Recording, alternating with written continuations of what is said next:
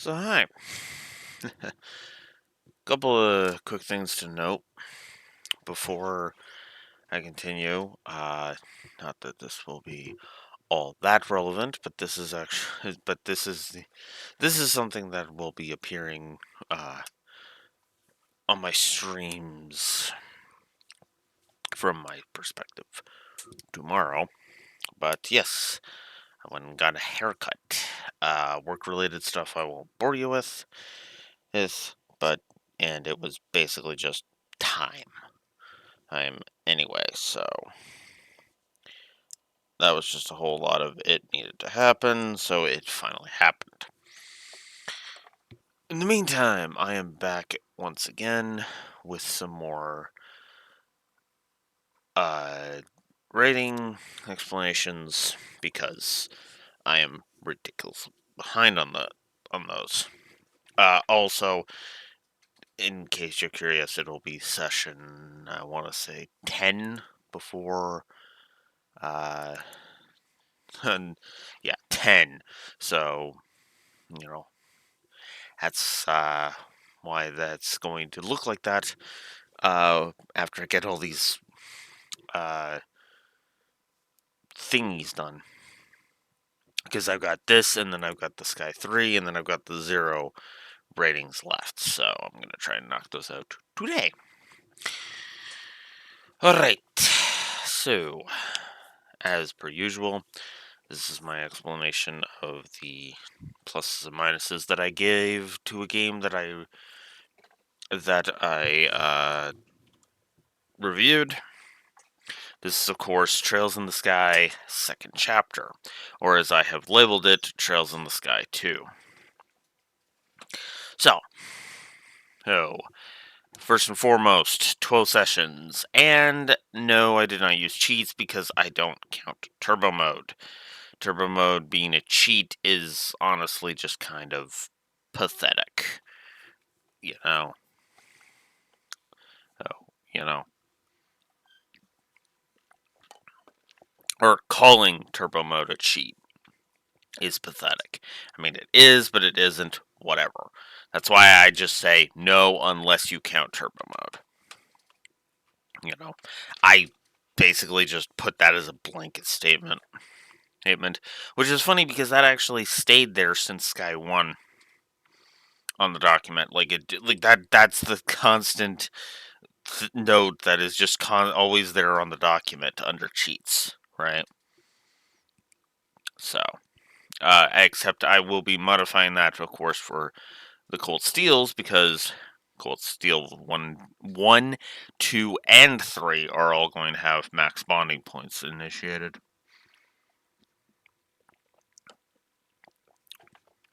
So, let's begin. Two positives. Positives for her humor. I just kind of expect that as the blanket statement across all of these because, yeah, humor is one of the big things that helps make uh, the Trail series work, in my opinion. As does Devil May Cry Effect. I think all but one of the games so far have gotten a Devil May Cry Effect. Positive. But yeah, it's here and it is effective yet again. So, two positives for the sprite work and two positives for the animations because they really use their sprites and animations to good effect. Heck, even in the Crossbell duology, though I don't much care for the art style, that will hold true. So, there you go. I gave two positives to the dialogue, as I actually feel like the dialogue is nice and sharp in this one, and doesn't feel like it's wasting my time or trying to screw me around, right? Which is funny because I was actually in the Crossbell games. There was a lot of empty text in the Crossbell games, and that shocked me. that I actually honestly am saying that, yeah, uh, I think Sky 2 storytelling is better than the Crossbell games. Make of that what you will. Good use of doodads and good use of doodads, good visual storytelling, and good world building. Uh, Trails is very good at all three of these things. World building even being one of the three things I enjoy about the Trails series. There's little doodads all over the place that kind of add to the flavor of the story. If you notice them, it's amazing. If you don't, it's just there.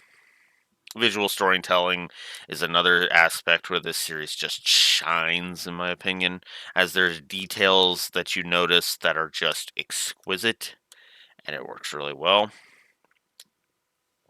Lindblom effect, because, world feels very lived in.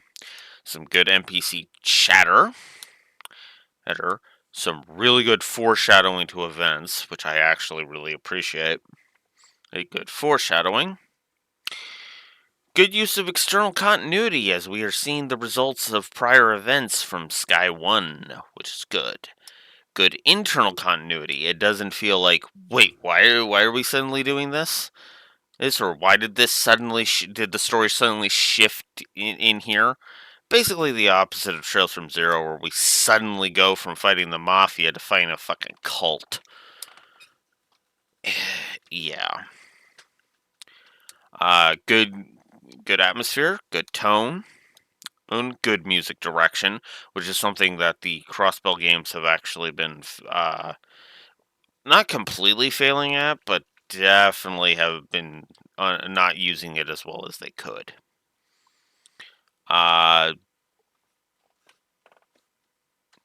There are events that have impacts later on, so there's consequent storytelling. Good story pacing, unlike the Crossbell games, which suffer from that. And yeah, I'm gonna fucking say it. Good sound design. I mean, good storyboarding, which actually took until Azure for the Crossbell games to get. I should stop dunking on the Crossbell games, but having played through all of Trails from Zero at this point, which I mean, these will be releasing as they go live. Like this literally will be posted, the day after it comes out. So I've, and these things have gone live after my uh, after my Zero run finished being going live. So there's that. Um, Good use of the themes, namely being true to yourself and letting go of the past. I feel they are great and used very well throughout. These ones are not going to be as structured as some of them are. I've actually started to kind of structure them a specific way.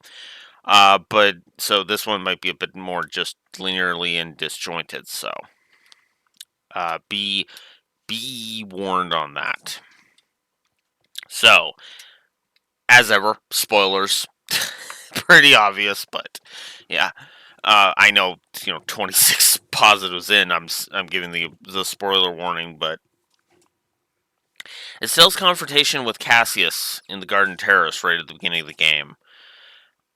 I love that it shows Estelle's point of view and that it's flawed. Or Cassius's point of view, excuse me, and that it's flawed. I mean, Estelle's point of view is flawed too, but, Cassius even more so. And even Shera's. I love that. I love that Shera is the one that finally gets through to Cassius of like, you're a fucking ass, you know. The "I hate you" line is especially telling, I also kind of missed it because in my Wolfson Proper video on Sky 2, I actually had said that Shera claimed that Cassius was the worst man she ever met. But she also lumped Joshua in that and said, "You and Joshua are the worst men I've ever met." And I'm pretty sure that would sting Joshua just as much, if not more so, which is kind of funny in its own right. He would try to play it off, but yeah. The scene at the Bride House is honestly great. It shows that Estelle had fallen victim to a false hope that Joshua was going to be there. And I like Kevin's ability to be supportive but to back off, which is actually really shows his chops. Because what Kevin does is that he flirts for a bit on the airship, but then when he sees that something is really bothering Estelle, he backs off and is like, "Okay, I'll be a shoulder, I'll be the wall for you to get all of this off of your chest at." Basically. And that's good, you know. And of course, Shara continuing to be awesome by convincing Cassius, yeah, he's wrong. So, yeah, great stuff there. I love the intro, the opening. That's good stuff. I just realized I don't have music going, so I apologize for the 10 minutes of silence, the 11 minutes of silence you have endured because of my negligence. Sorry. Let's get some music going.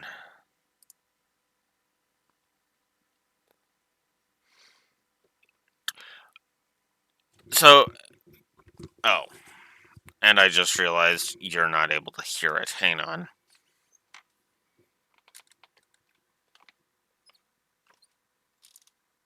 There we go.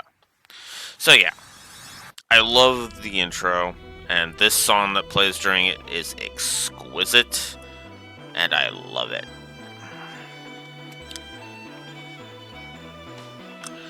Speaking of the intro, the prologue is good stuff. It would be a wash for me. This is the one I actually kind of structured the order of, but it would be a wash for me, except for the scenes before the Loloc stuff and after it. Story-wise, and that's story-wise anyway, it establishes where we are in the story, Estelle's goals and all of this. It sets up our villains, both through, Cassius and the meanwhile scene involving them, and a peek into Joshua's status, so that's good stuff. The Loloc stuff itself is fine, honestly, but, I mean, it doesn't really set anything in motion story-wise. It's just kind of there to kind of get the player up to, to refresh the player on the mechanics from the first game, and to introduce the mechanics that they've introduced in Sky 2. So, Estelle is a triple positive in this game. I have no shame in saying she is one of the best JRPG pro tags in the genre, and her journey and growth are on full display, culminating in that final confrontation with Weissman. Easily triple positive there. Joshua, as well, is another triple positive.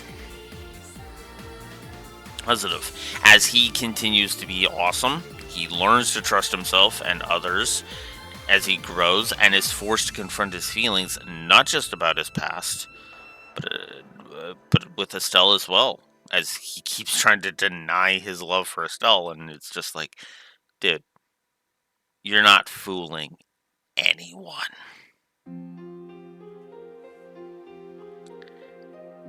Agate is another triple positive. Now, this one might surprise you, especially if you saw my stream, my Sky 1 Wolf's Den episode, or even my Sky 1 rating. Agate back in Sky 1 was just badly written. It was just a badly written asshole, as my document here states. But here, Agate, even from the get-go, shows that he's either A, mellowed the fuck out, or B, is finally written well, finally, or even both, right? Because they dial back his cockiness. It is still there. He is still cocky. He's still a cocky bastard, but he's less "I'm awesome, everybody sucks," and more "I'm awesome, you will be too," or "you are too," I guess would be more accurate to say. My note literally sums it up better than I am right now. Sky 1 Agate was a badly written asshole, while Sky 2 Agate feels more like a cocky hothead who cares, which was how we were told he was in Sky 1. But here in Sky 2, we see it. Which is funny, because that actually is something that I actually honestly feel is a benefit to Sky 1 and 2 being two games as opposed to the one game they were originally meant to be. Because if this was just Trails in the Sky, oh yeah, he gets better later on. Doesn't mean I like the early parts of the game. Where he's a complete dick.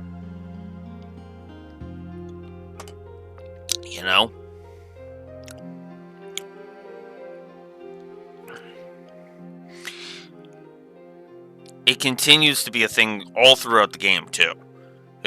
Especially if you team up with him. Especially if you pick him, his dialogue really does show that he has grown as a character, right? He's still cocky, he's still arrogant, but he's the right level of cocky and arrogant. In other words, he actually knows his goddamn limits. Even if Lo kind of pushes his buttons a bit too often, if you catch my drift. Olivier is another triple positive. I still love him. He's awesome. Still love him being the Xigbar, the genius pretending to be an idiot. And his secret, when it's revealed, is all the more satisfying because of the way they write him, and it's awesome.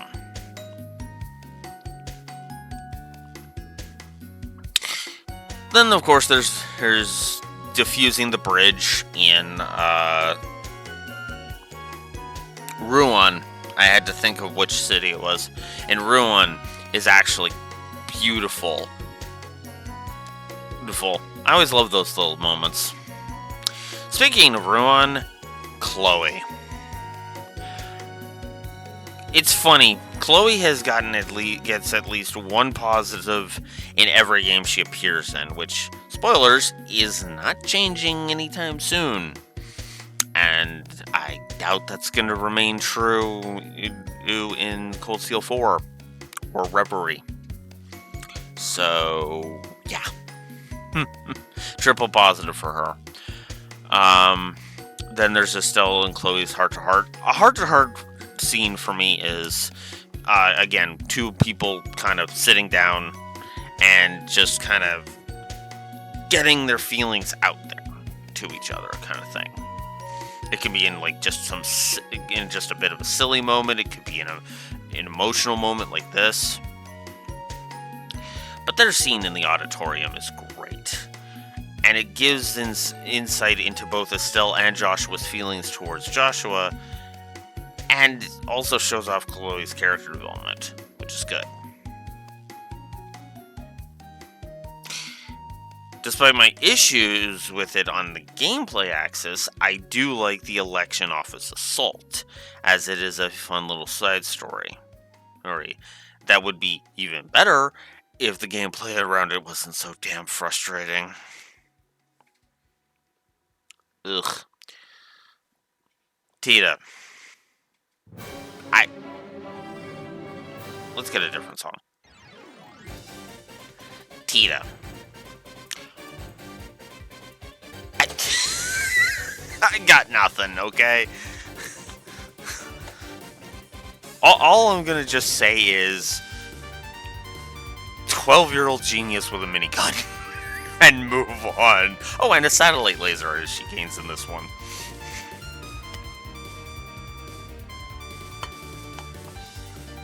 And she's even better here in Sky 2 than she was in Sky 1. She was already good in Sky 1. But she's a triple positive here in Sky 2.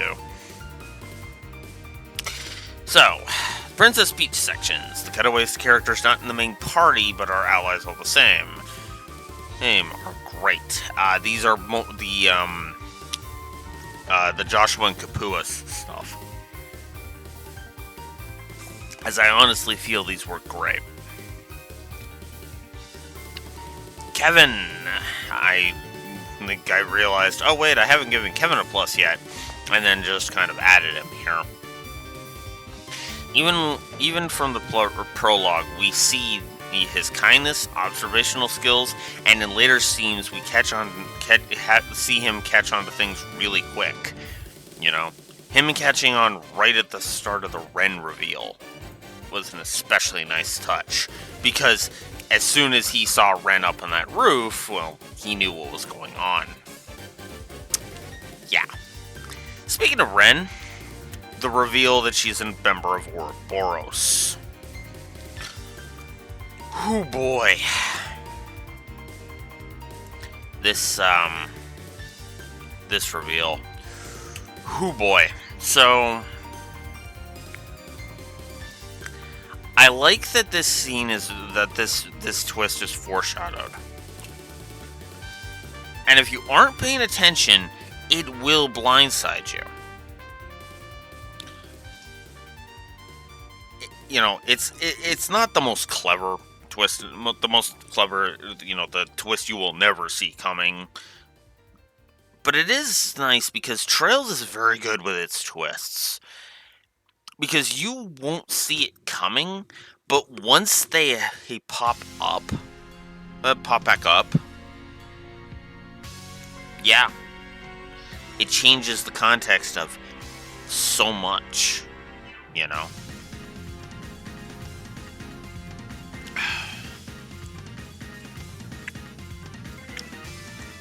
Richard showing up to formally disband the intelligence division after Amalthea is a fucking idiot is awesome. Awesome. As he literally just shoves the stupidity in her face and basically just says, no, stop this. It's great. I actually really like it. Then the scene right before the end of Chapter 3, he is great for showing just how much respect Niall and Dorothy have for Estelle at this point, as they try to keep the whole Joshua working with the Kapuas thing on the down low.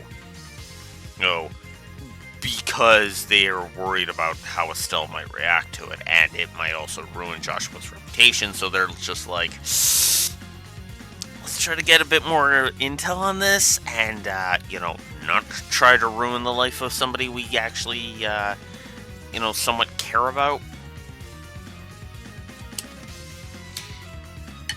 Which just goes to show how awesome Niall and Dorothy are. How much I was sorely missing them in the Crossbell games, because, I have to put up with Grace, and I'll put this as nicely as I can, and Grace is no Niall and Dorothy, to be blunt.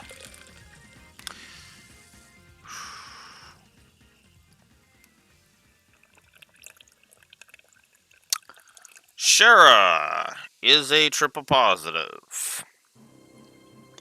Making me question Class 7 is my favorite Trails Protect group, because the Sky crew is really, really high tier,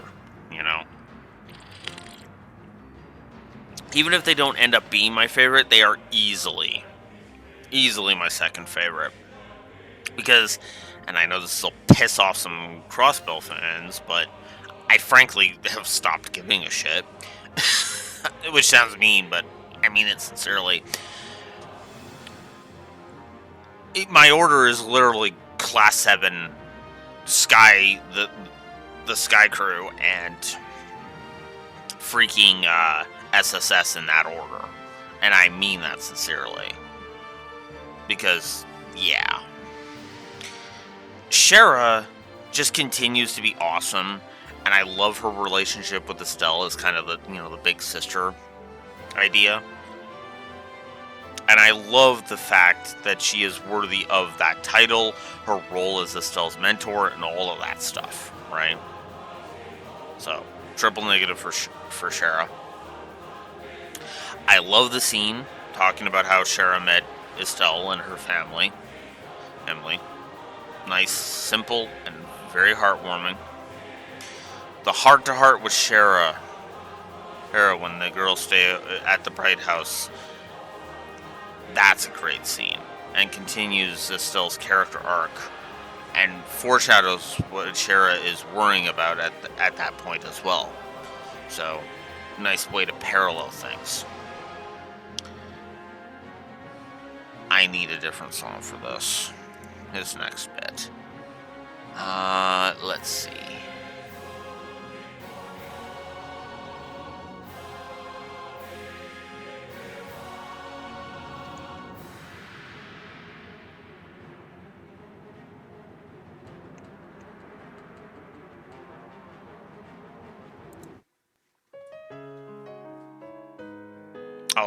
Yeah, this song will do.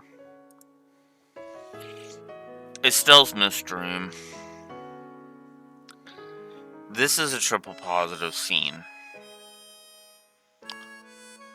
Because it's a great look at Estelle's past. And the fact that the whereabouts of light and the harmonica are what break her out of it are just poetry. Just thinking about it, it's actually getting to me a little bit. I'm not gonna lie. Ugh.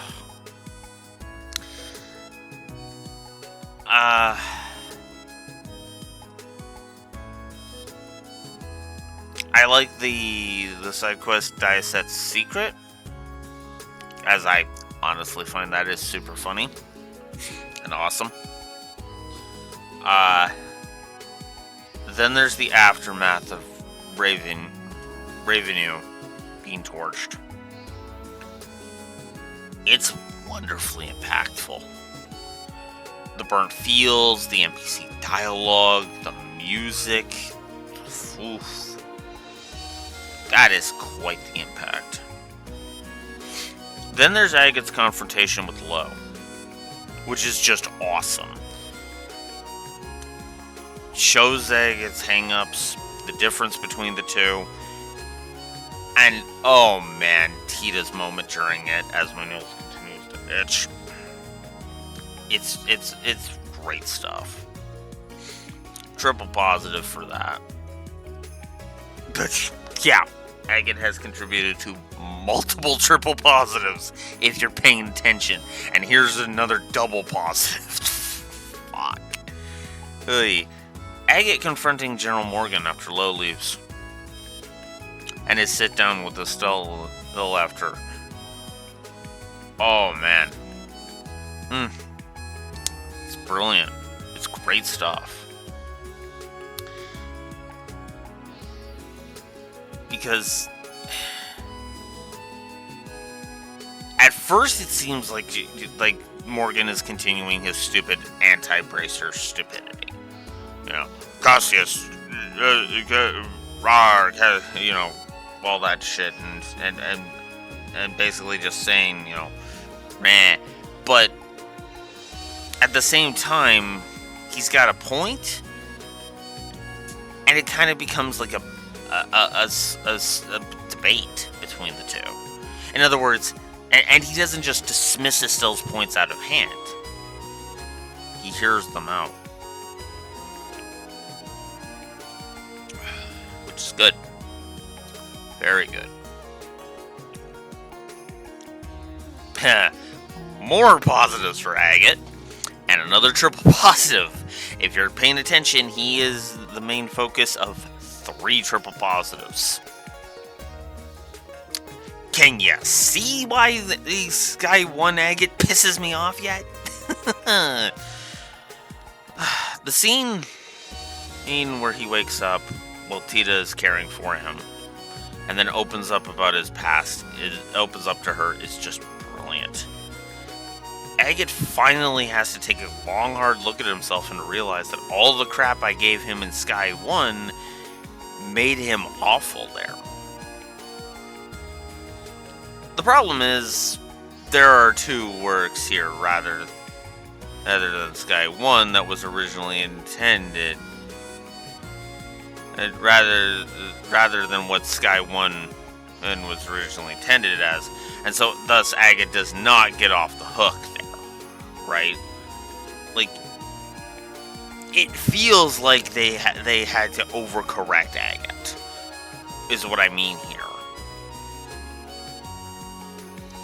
If this was one whole work, if Sky 1 and 2 had been one whole work, this would be a positive and negative scenario.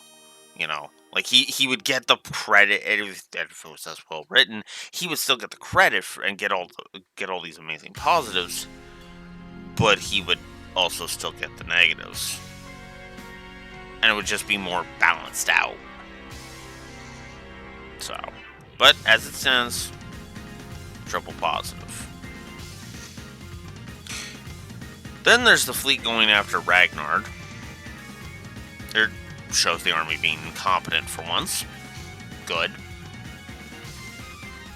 The aftermath. After we deal with Ragnard is also awesome.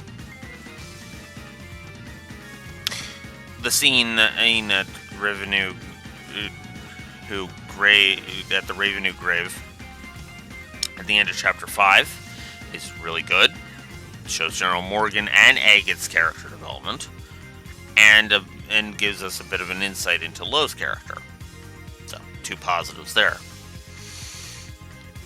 Triple positive for the side quest Memories of a Distant Day. I love this side quest.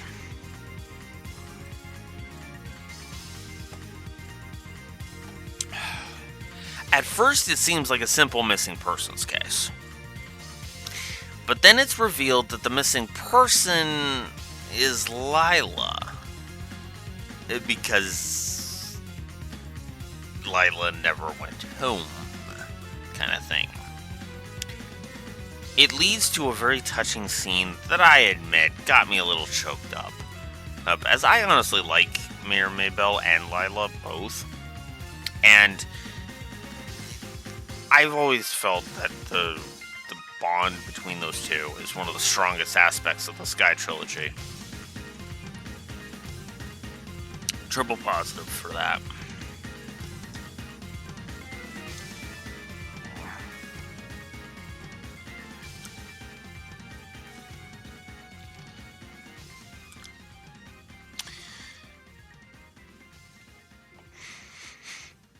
Join the dark side, we have cookies is common. And I like the version Sky 2 has for it, of Weissman asking Estelle to join them, and this is a good song for this point. For this. The reason I like the whole this whole version of the join the dark side, we have cookies thing is because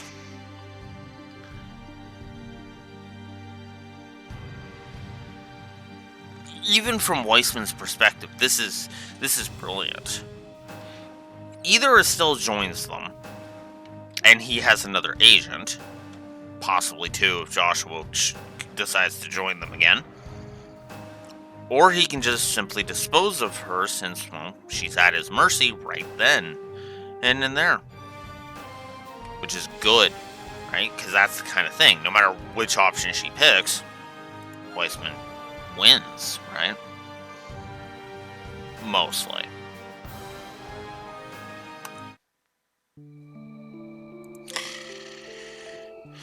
Then there's Lo telling Helena Stell about the tragedy of Hommel, which actually this is I should grab a different song. I should grab this one.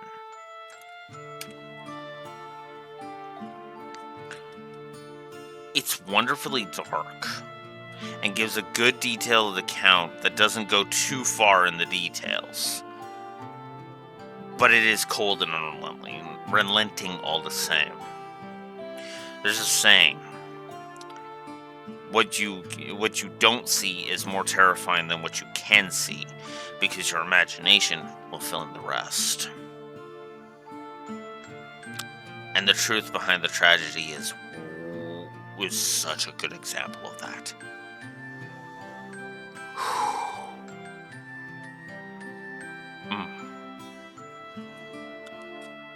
Oof. Yeah.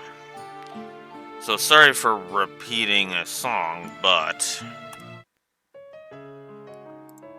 the ultimate heart-to-heart. You know what I'm talking about when I say this. The beach scene. Oh, this scene. It's the best scene of the game for me. It forces Joshua to re-examine himself after hearing Estelle's point of view, and shows not only that, but Estelle growing across Sky 1 and 2 just brilliantly.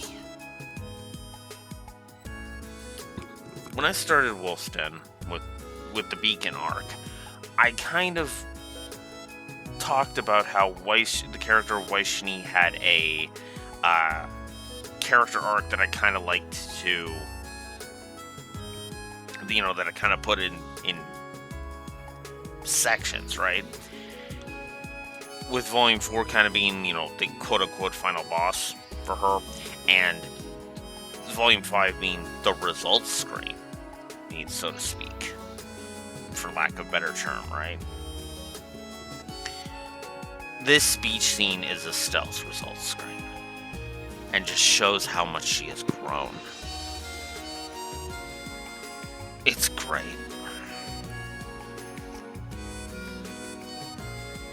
And I love it. Triple positive.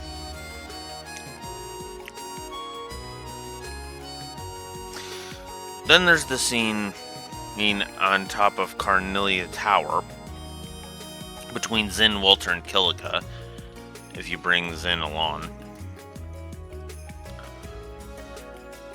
It sets up a later scene and does show that Kilika is no slouch, which is good. And it shows that there's more than what's on the surface with those three, which is good.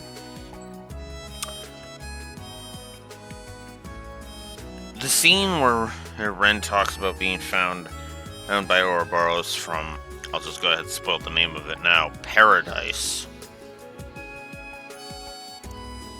is great. And shows that Ren's situation is far more complicated than one might think.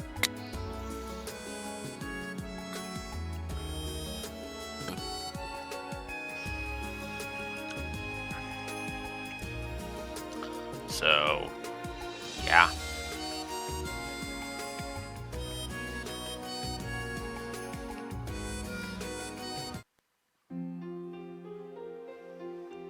There's good gameplay and story integration during Chapter 8, which is what I like to call, which is the Orbital Shutdown event.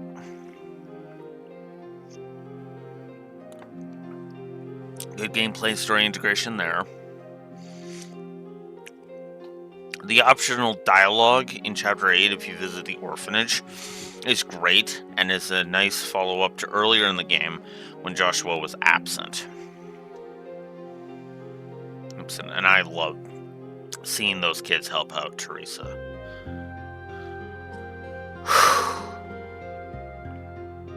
There is also a hidden side quest you can go deal with during Chapter 8. If you go back to Genis Academy, you'll find out that Gilbert has occupied it. Near the end of that side quest, Zeeg flies at Gilbert and owns him in one shot. Yeah, my note about this says it all. You don't fuck with the Royal Falcon. Zeeg is awesome. Awesome, damn it. And I also really like the side quest itself, so the side quest itself got 2 positives. I like Kilika, she was a plus. This, her ability to annoy Zin and be ridiculously observant, and her competence with and simple logic is also good stuff. The Enforcers attacking the army. Let's get a different song for this. Where is that song? Yep, this one. The Enforcers versus the Army. Army in Chapter 8. I like that scene. I mean, you get to see the Enforcers as crafts. As if they didn't get to use them on you during Chapter 7, which is good. And it really just shows how powerful they are, too. I gave a double positive to Sid and Richard showing up when with the Special Ops Forces, as I honestly just thought that was so awesome. And a great way of shifting the tides is in having it just make sense. Hence that is how we turn things in our favor. Great stuff. I need a different song from a different album for this one. So, if you'll excuse me.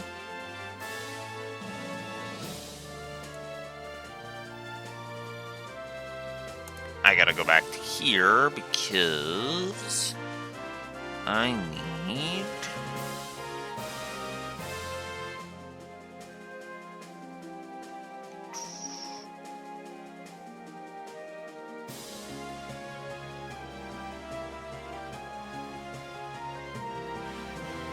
There it is.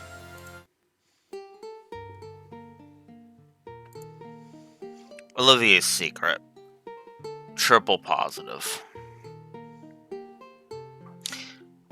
I love Olivier's Secret.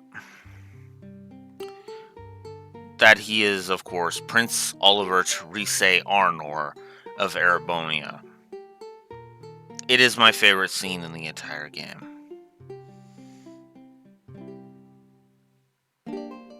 Even if I don't think it's the best scene in the entire game, that honor goes to the beach scene. It is my favorite scene. It shows Olivier's cunning, political acumen, and it even gives Chloe and Estelle a chance to shine, which is good. That Arbiter bit especially, right? It's so good that I'm just like... And even the banter between them is just awesome. Estelle running up and just being like, what the hell is going on, Olivier? Is just perfect, because it's like, that is peak Estelle right there. And then, of course, Olivier has to play dumb, because, you know, blood and iron dickhead.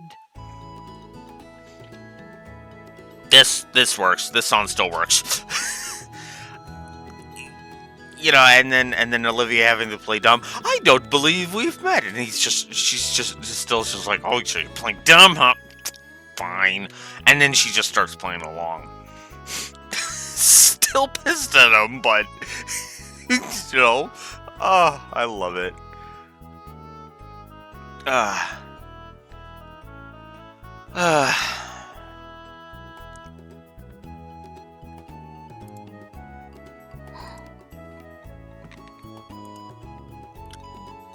Alright, let's,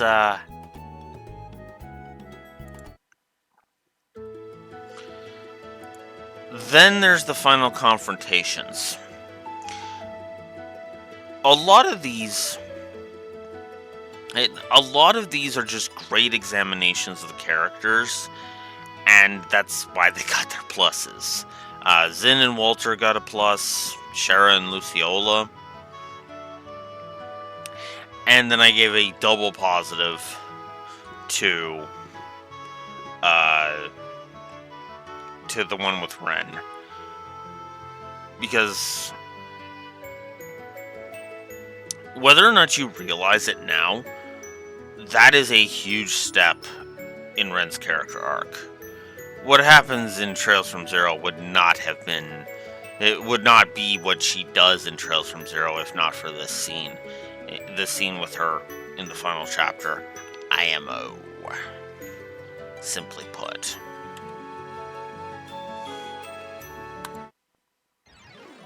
No. Hang on. No. We'll go with this one. Joshua versus Lo, 1-on-1. This is after we fight him in gameplay, by the way. The scene right after that. 2 pluses. I love it because it shows Joshua's growth throughout the story. And it culminates in that final strike. It's so good. I love it. Then there's the scene where Estelle debates with Weissman. That's cool. I like that. It shows how full of himself Weissman is. And once again, I keep saying it, but it keeps being true. Keeps showing, there's so many scenes where Estelle gets to show how much she's grown. And then there's the scene that follows that, where Joshua breaks Weissman's mind control. I love that. It shows the awesomeness of Kevin and Cassius in like the most simple of ways. It's brilliant. 2 pluses for that. Then there's Lo's death. Handled well. In his final words, Joshua's grief at losing the last of his original family. It's good stuff. If anything was going to break Joshua at this point, it would have to be something like that. But nope, still was right there with him. And the outro is great, even from a story perspective. Even if there is one thing about even if I don't like the thingy. All right, so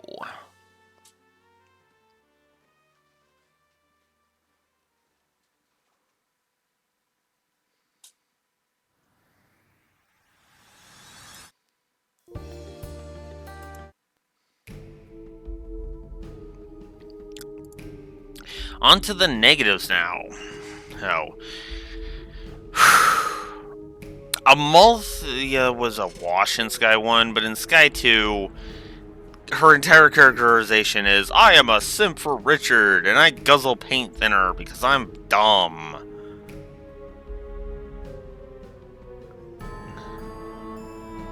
Like, because I love the example I wrote down. Ren whipping out Patermater puts the very thing she fought so goddamn hard for in the last game at risk. And yet it's not until Richard himself tells her to wake the fuck up that she does so. Like,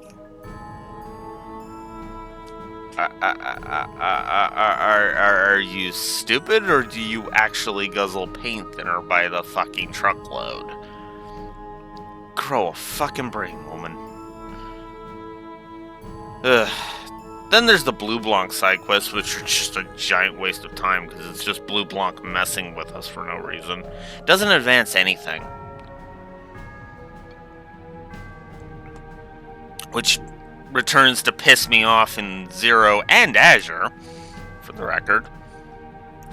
Even if the one in Azure is actually got a pretty fucking funny ending.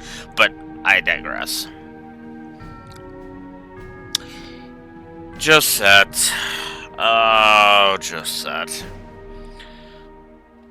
So she bugs me in ways that, as I say in the document here, it's hard for me to describe it. Her entire character seems to be predicated on two things: her ego and her wanting to fuck Joshua. Now, in case I have to explain the difference, because this is the first video of mine you're watching, there's a difference between the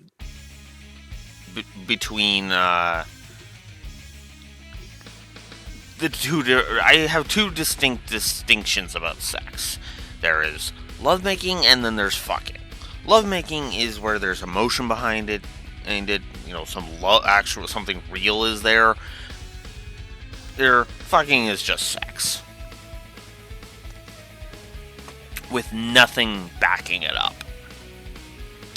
And it doesn't help that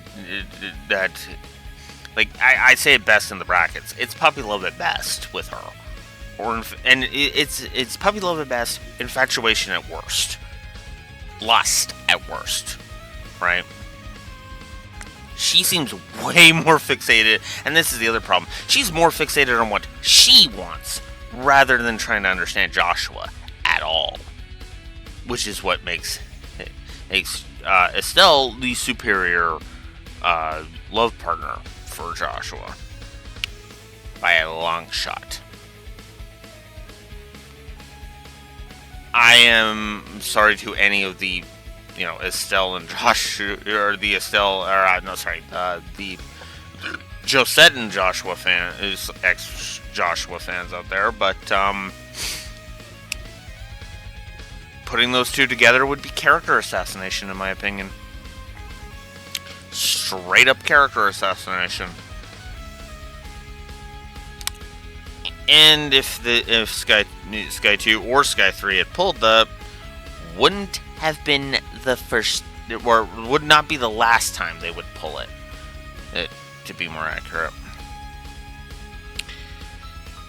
Audio issues. Excuse me. Specifically in the balancing.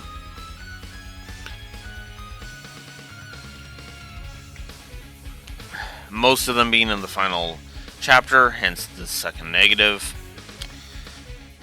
I absolutely hate the scene where Josette reunites with the other Kapuas in the final chapter. It tries to be heartwarming, but it just comes across as Josette being a colossal idiot. It comes across like Estelle is being treated like an idiot for caring about her family. And quite frankly, I kind of wanted to shoot Kyle in the face for that. Look, I may not like Josette, but that doesn't mean I want her being fucking treated like dead weight by her family. That's bullshit. Then there's Gilbert, who is just the shining definition of pathetic. He is one of the most annoying Krennic type characters that I know of, and it is so bad. A Krennic, to sum up quick, is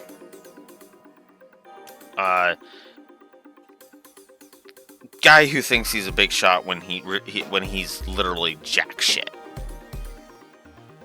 and that is Gilbert in a nutshell.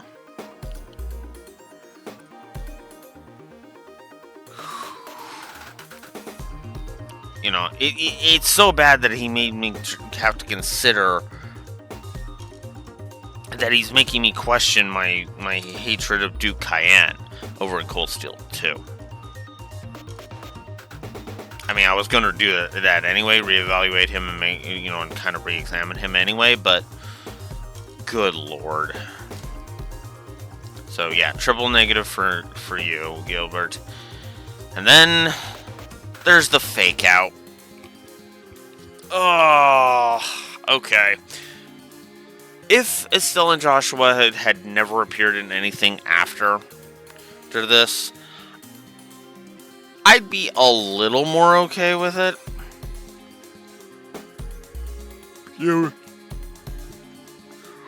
I would still hate it, but the fake out really is just like, oh my god. Ugh, you're not fooling anyone. And Sky 2, you're not. Moving on to gameplay now.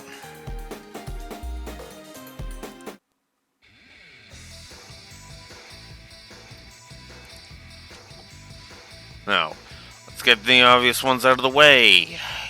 New Game Plus was a plus. 2 positives for the music. Tutorials. The basic tutorials are skippable, so you can just go straight to the new stuff. I find the tutorials informative and spread out well enough. The info in game is once again good. NPCs are helpful again. Quest log is decent. Decent again. The mini-map, well, I still wish it was in dungeons. It's still good stuff. I like the combat animations. The retry offset feature is still good. The Steam ports of the Sky Trilogy have good options in the configuration menu, which, yes, I do count, because that's part of the game.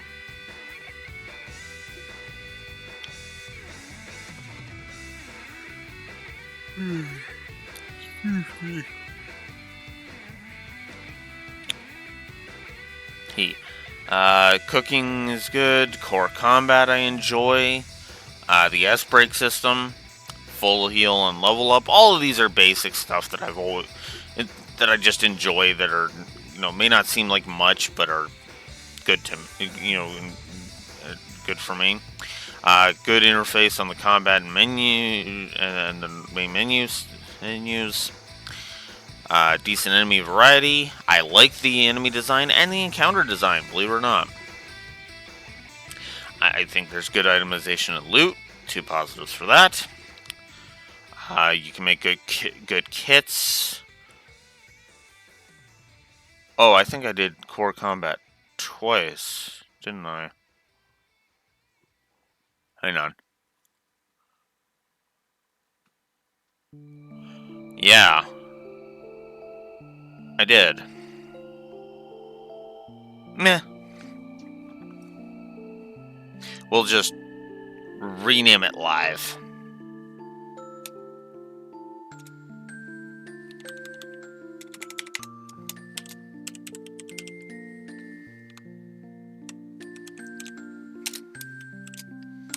It's a little off-centered, but oh well. The only reason I had to adjust Azure's score, funny enough, was I had given a triple negative, but I had already given, I'd already basically done the same thing. So what I did was I had to restructure it and delete the duplicate, because again, 3 is the max. So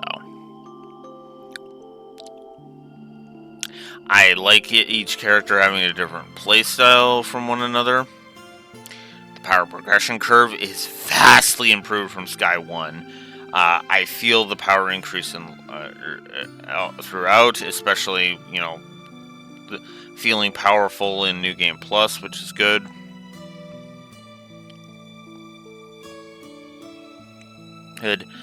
Some good viscerality was on display. The save system is good. There's good overworld design, even if you won't really see it until Chapter 8. The intro is good. The investigation scenes remain good. Stormbringer is a good boss fight. The casino in Ruan, some good minigames there.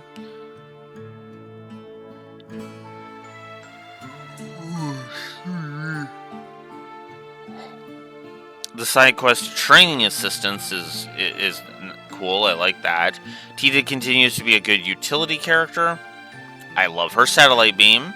I have to give it my all. Okay. Love it. I actually like Shara's Judgment card because it's, not an instant lose gambling RNG thing. The gameplay on the Princess Peach sections are good. Again, those are the Joshua sections.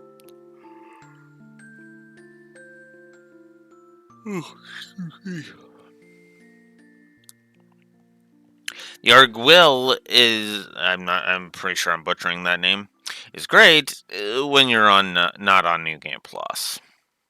It has some health, is resistant to physical attacks, and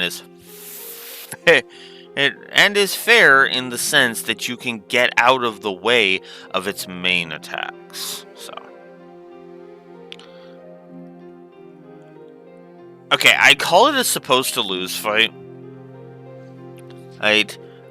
But you can actually win the battle of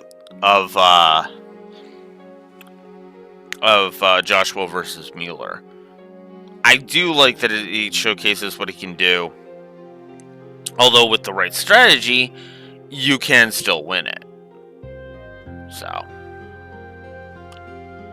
Jubako and Zaquim, the fog monster boss fight in the Mistwald. I actually kind of like it, but that's also because it didn't feel like the rest of the game was shoving stupid bullshit on me. So, it helped. I love the fight with Ragnard. I find it's just plain awesome. Again, if you're not on New Game Plus and curb stomping his poor ass.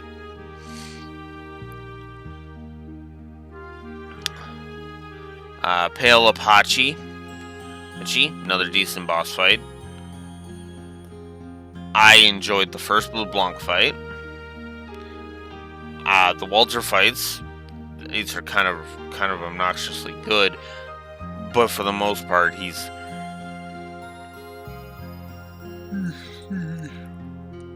actually kind of fun to fight. The fights with Patermater are more tough but fairer fights. The Chapter 8 gameplay story integration.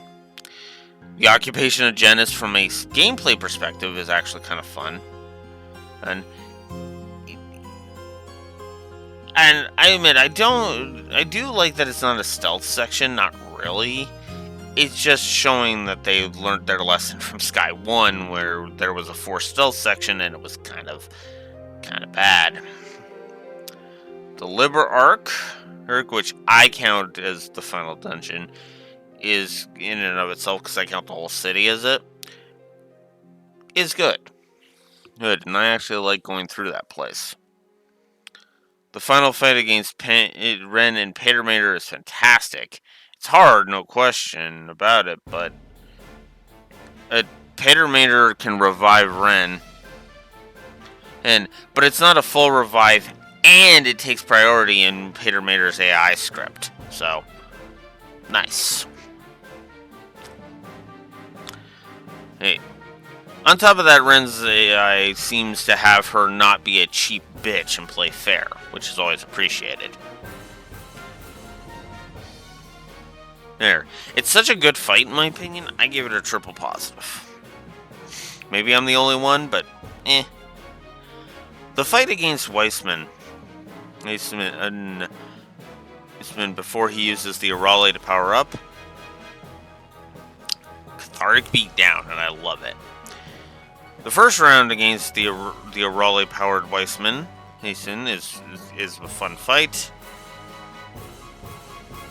The outro got a plus. And you bet your ass I would replay Sky 2 again. Gameplay negatives now.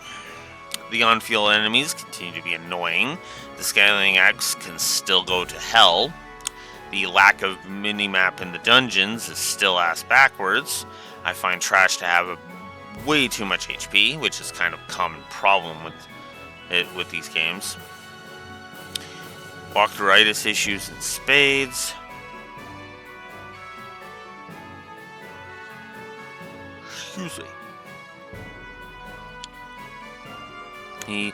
Backtracking still kind of annoying. Bosses, even for me, tend to have a bit too much HP, or at least it feels like it. There's some padding issues. Then there's the Election Office Assault. Oh, fuck. How do I explain this triple negative? So, it's all about running around trying to get information. But the problem is that if you question the wrong people in the wrong order, you soft lock yourself out of completing it. Not out of getting out of there, but you soft lock yourself out of being able to, to complete the quest. And that's kind of bull. Especially considering a lot of this is already, walkthrough IDC in general.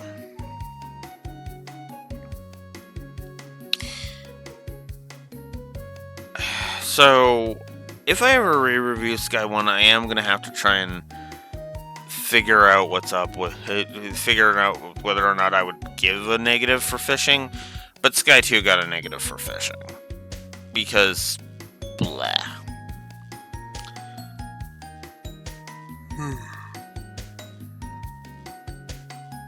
Excuse me.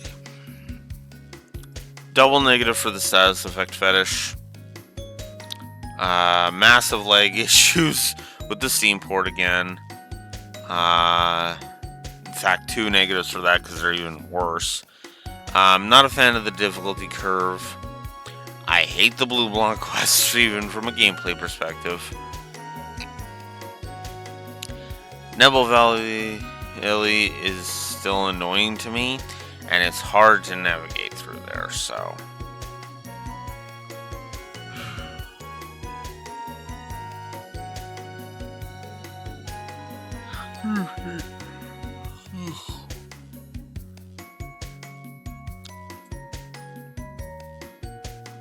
Nebel Valley continues to be annoying, 2 negatives there.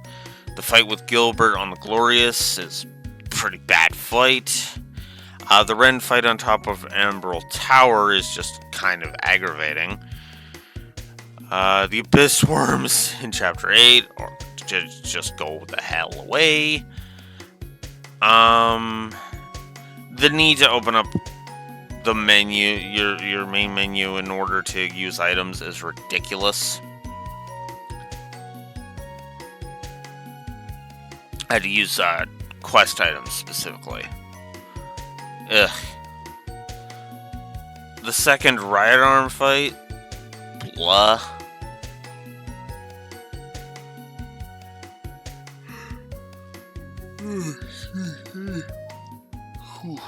That was 2 negatives there. Sky 2 has a padding problem in its gameplay. The accuracy evasion issues of not being able to hit it as often and getting hit by stuff that you wish would just miss once in a while. That's there. The fights with Luciola are a test of frustration after you're screwed over by RNG.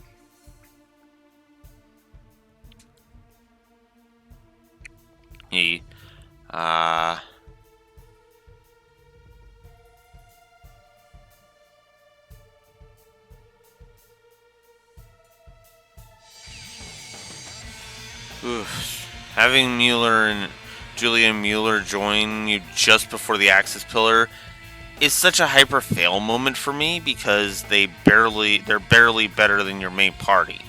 Already, if you've been leveling your main party. I really don't like the fight with Lowe.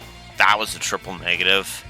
And the last battle with Angel Weissman was frankly bullshit. With all the barrier changes and ads and all that shit. Which resulted in a final score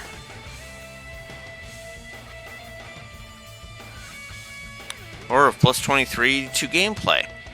101 to story after adding some stuff later, and 23 to gameplay. Meaning that our final score here is 124. So, yeah. I'm actually curious if any of the other Trail series are going to get over this hurdle. I suppose we'll see next time. But that is it for me. Sky 2, ladies and gentlemen. A really good game that I highly, highly, highly recommend. Blue Wolf Alex of the Lore Walkers signing out. Have a good one. Play Sky 2. It is a really good game.